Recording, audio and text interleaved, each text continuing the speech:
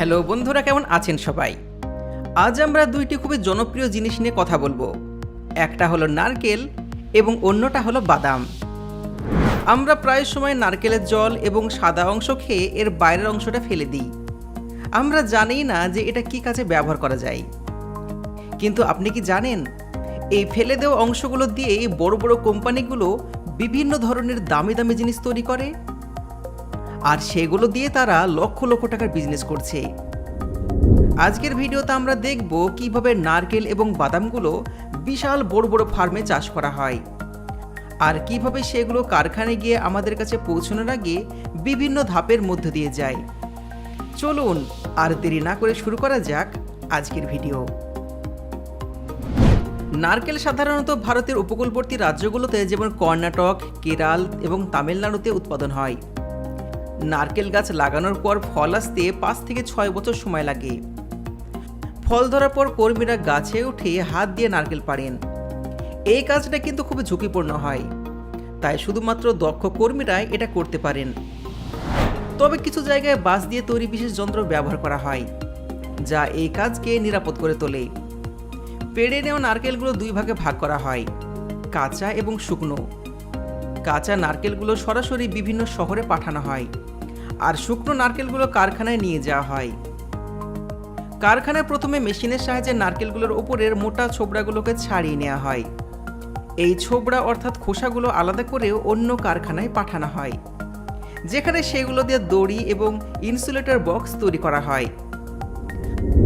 দড়ির জন্য ছোবড়াগুলোকে আস্তরি মেশিন দিয়ে পাতলা আঁশে পরিণত করা হয়। এরপর একটি অটোমেটিক মেশিন সে আঁশগুলো দিয়ে দড়ি বানায়। ইনসুলেটর বানানোর জন্য আঁশগুলোকে গুঁড়ো করে রোদ্রে শুকানো হয়। এরপরে কম্প্রেসার মেশিনে চাপ দিয়ে স্ল্যাবের আকারে বাইরে বের করা হয়। এগুলো পরবর্তী সময়ে গাছের খাদ হিসাবে ব্যবহার করা যায়, আর এগুলো কিন্তু অনেক দামি। এবার সেই নারকেলগুলোকে দেখা যাক, যেগুলো ছোবড়া অর্থাৎ খোসা ছাড়ানো হয়েছে। প্রথমে তো একটা ছিদ্র করে নারকেলের জল বের করে নেওয়া হয়। এই জলকে প্রক্রিয়াজাত করার পর প্যাকেটে ভরে বাজারে পাঠানো হয়। বাকি নারকেলগুলো থেকে নারকেল তেল তৈরি করা হয়। এর জন্য প্রথমে মেশিনের সাহায্যে নারকেলের শক্ত মালাটি সরানো হয়। এরপর কর্মীরা ছুরি দিয়ে ভেতরের পাতলা খোসাটি ছাড়িয়ে নেয়, কারণ তেল এবং দুধ তৈরির জন্য শুধুমাত্র সাদা অংশটি দরকার।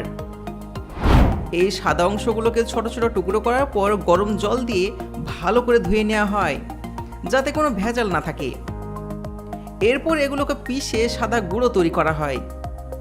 এই গুঁড়োগুলোকে চাপ দিলেই নারকেলের দুধ পাওয়া যায়, যা দিয়ে বিভিন্ন প্যাকেটজাত সামগ্রী তৈরি করা হয়। আর নারকেল তেল তৈরির জন্য এই দুধকে গরম করে পেস্টারাইজ করা হয়। এর ফলে নারকেলের দুধ থেকে তৈরি হয়ে যায় তেল, যা পরে কৌটোতে ভরে বাজারে পাঠানো হয়। তো দেখলেন তো বন্ধুরা, নারকেলের কোনো অংশ ফেলার নয়, নারকেলের প্রতিটা অংশ কাজে লাগে। এই জন্য তো নারকেল গাছকে বলা হয় বহু উপকারী গাছ। এবার আপনাদেরকে বিদেশে নিয়ে যাই এবং দেখায় যে এখানে বাদাম কি করে চাষ করা হয়। বাদাম চাষ সব থেকে বেশি আমেরিকার ক্যালিফোর্নিয়াতে হয়, আর ভারতে হয় কাশ্মীর, হিমাচল প্রদেশ ও উত্তরাখণ্ডে। একটা নর্মাল বাদাম গাছে ফল আসতে প্রায় 2 থেকে 3 বছর সময় লাগে। ফলগুলো গাছে শুকিয়ে গেলে একটি স্বয়ংক্রিয় মেশিনের সাহায্যে সেগুলোকে গাছ থেকে ঝেড়ে ফেলা হয়। এগুলো কিন্তু মাটির তলে সে সাধারণ বাদাম নয়, এগুলো আলমন্ড, কাজু বাদাম এবং আরও অন্যগুলো। এরপর বাদামগুলোকে কারখানায় আনা হয়। কারখানায় প্রথমে একটি মেশিনে ধুলা এবং ময়লা দূর করা হয়। তারপর আরেকটি ভাইব্রেটিক মেশিন নুড়ি ও পাথরগুলোকে আলাদা করে। এরপর কর্মীরা খারাপ এবং নিম্নমানের বাদামগুলোকে বেছে আলাদা করে ফেলেন। বাদামের খোসা ছাড়ানোর জন্য বিশেষ মেশিনের ব্যবহার করা হয়। সর্বশেষ বাদামগুলোকে বাক্সে ভরে বাজারে পাঠানো হয়।